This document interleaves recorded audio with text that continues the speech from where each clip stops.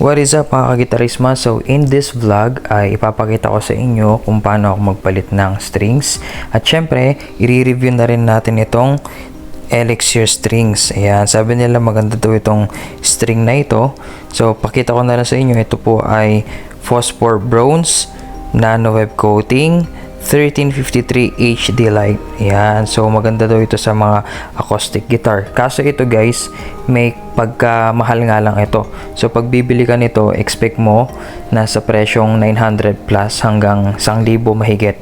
Okay? So medyo pricey siya. So pag may pera ka, pwede kang bumili ng Elixir as long as kaya mo siyang bilhin. Pero kung hindi mo pa kaya, okay lang naman yung mga medyo mumurahin lang. Ayan, para lang to sa mga gustong mag-upgrade na may budget. Ayan. So by the way, yung gitara nga pala natin ay D&D. Ayan. So yung gitara ko po ay D&D Django Junior. So junior size lang po ito. So shoutout sa mga may D&D Django Junior guitar dyan. Hindi ko lang alam kung gumagamit din kayo ng Elixir, pero gagawa natin ngayon ng review kung maganda ba dito sa D&D Django Junior guitar itong Elixir na strings. Okay? So simulan na natin. Tanggalin muna natin yung mga strings nito. Meanwhile, ayan, so after nating matanggal yung mga strings doon, dito naman tayo ngayon sa may bridge pin. Ayan, so ito na yung tamang oras para tanggalin ito. So minsan yung iba, mga gitarista, ginagawa nila, kinakat nila dito. So kinakater nila dyan. Ako hindi ko na ginagawa yun. So ang ginagawa ko, pinapasok ko yung kaliwang kamay ko, tapos pinapakiramdaman ko na lang siya dito sa ilalim. Yan, so supportan mo lang yan guys.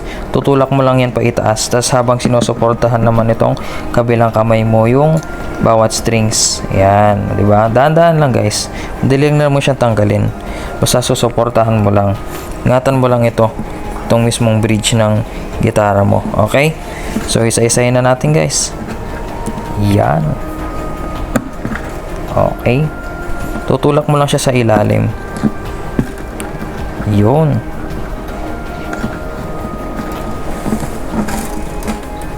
Okay, last one. O, diba? So itong mga strings na to guys, pwede mo na siyang iangat. Yan, matatanggal na yan isa-isa. Yan, isa-isa lang yan.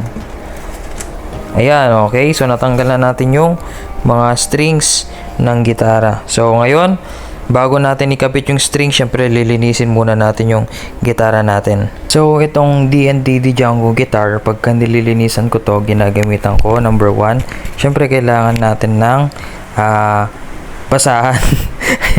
Ayan ko, basahan lang tawag ko dito eh. Basta yung punas na smooth siya. Ayan, yung hindi siya nakakagasgas. Ayan.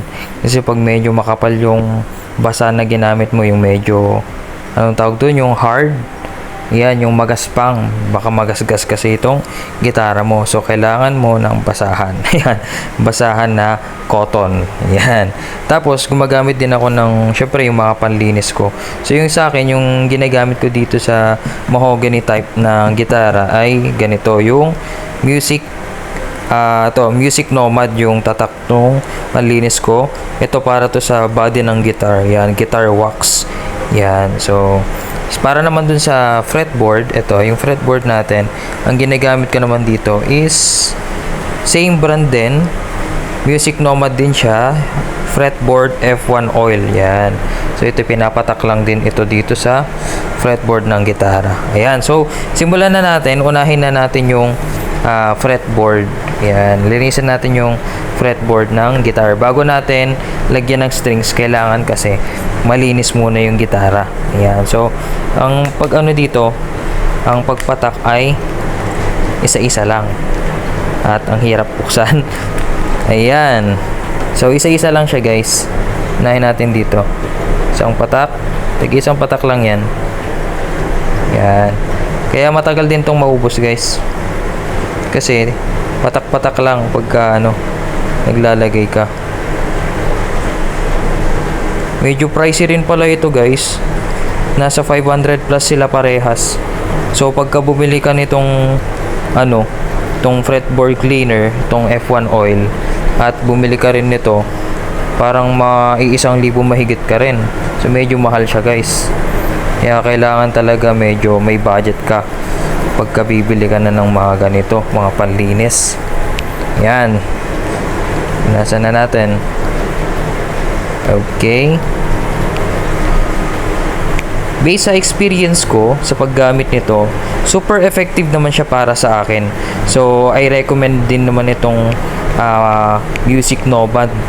Solid na solid din naman ito sa panlinis ng gitara. Talaga namang magiging bago rin yung itsura ng gitara mo pagka ginamit mo. Tignan nyo, yan o. Kitang-kita nyo yung may dumi na yan. Although hindi naman ganun kadumi kasi yung gitara ko, kaya hindi ganun ka itim yung lumilitaw dun sa basahan kasi hindi naman siya ganun natutumihan ng todo. Yan, pero at least diba nalilinis natin palagi. Meanwhile, Dito naman sa body ng guitar ito, ginagamit ko itong guitar wax. Yan, so mabango siya guys, mabango siya. Tapos kulay dilaw yung yung laman nung niya, yung laman nitong bote. Yan, so cream siya na kulay yellow. Yan o, makikita nyo, kita yung dilaw na yan. Yan, napakabango niyan, promise. Pwede mo siyang idirekta dito sa basahan, tapos hanapan mo na lang dito ng paano mo siya pupunasan. So ang priorities natin dito yung mga singit-singit. Yan, ganun lang, napakabango nito guys. Hindi nyo lang kasi mamoy dito sa video, kasi video lang yan eh. Yan, panoorin nyo na lang.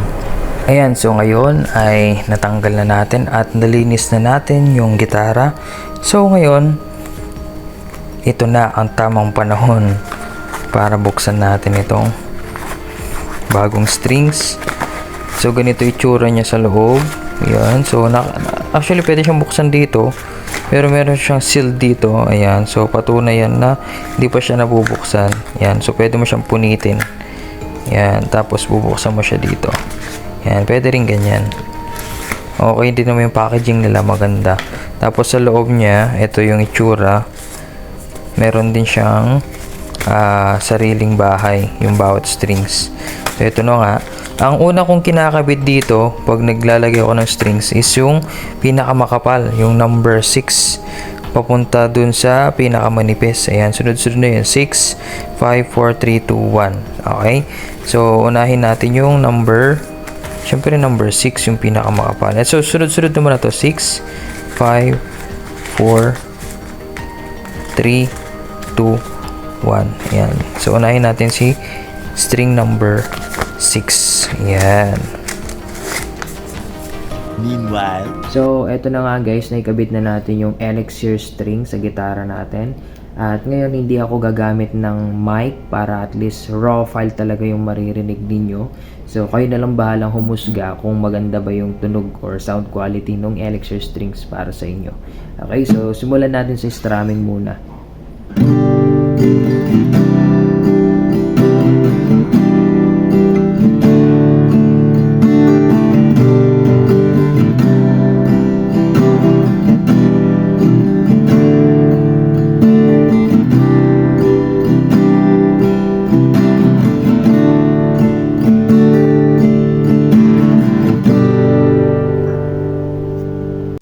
So ngayon naman, subukan natin siya sa plucking.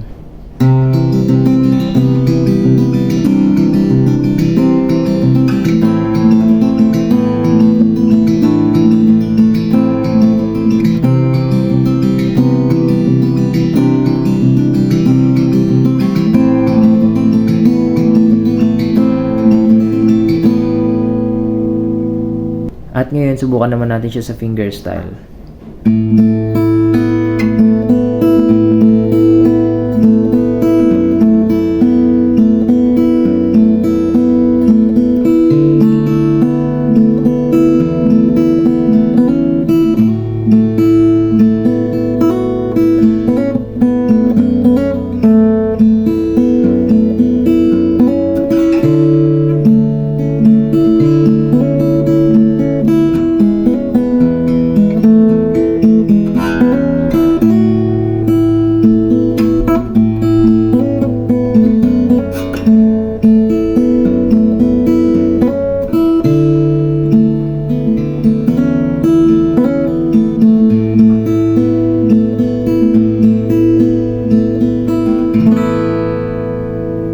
Ayan, so that is the sound of Elixir string kapag nilagay mo siya sa gitara mo na Django Guitar Junior. Ayan, so kayo kung trip nyo ring maglagay ng Elixir string sa D&D guitar nyo, why not, di ba? Medyo maganda naman yung tunog niya para sa akin.